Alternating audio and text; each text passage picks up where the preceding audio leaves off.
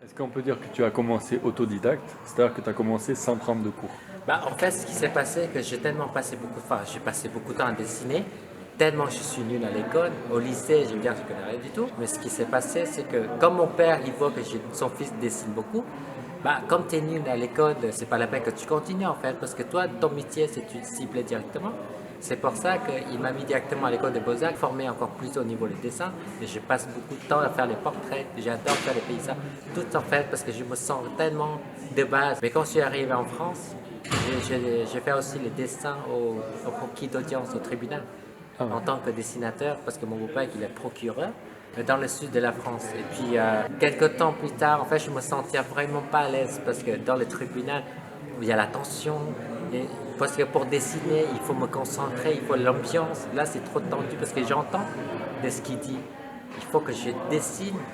Alors, comme moi, j'ai beaucoup d'amour au fond de moi, c'est-à-dire, j'arrive pas à dessiner la personne méchante parce que le rendu, c'est toujours triste. Et bien, c'est positif parce que c'est la vérité qu'il n'est pas coupable. Et après, quelques temps plus tard, parce que quand on vit en France, c'est vrai, la vie, c'est difficile.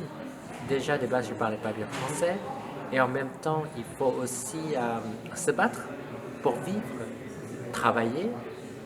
Il faut gagner la vie, quoi. Parce que la France, pour nous, parce qu'on est très travailleurs, et comme notre pays, c'est très se base pour travailler. Quand je suis arrivé en France, ma mère m'a dit, qu'est-ce que tu vas faire pour ton avenir? Je lui dis, je sais pas, je connais que dessiner, et je veux être un grand Picasso, un grand peintre, un grand dessinateur. Parce que je rêvais d'être connu, en fait. Et ce qui s'est passé, c'est que ma mère, elle m'a poussé, elle m'a donné des conseils comme quoi, comment tu vas faire pour être connu.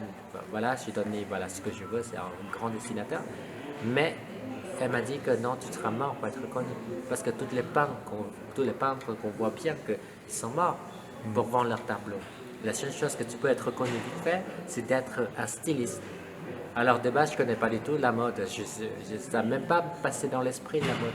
Après, elle a dit que la seule chose que tu peux être connu vite fait, c'est d'être styliste. Comme un exemple de créateur, Jean-Paul Gaultier.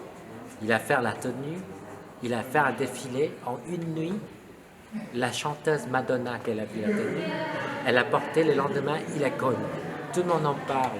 Et si tu vas dans ce chemin, c'est plus facile. Donc, j'ai dit, maman, ça m'intéresse. Rien que pour être connu, je me bats à faire tout. Et quand je suis rentré dans l'école, ça change d'un coup l'univers, c'est que j'apprends beaucoup de choses.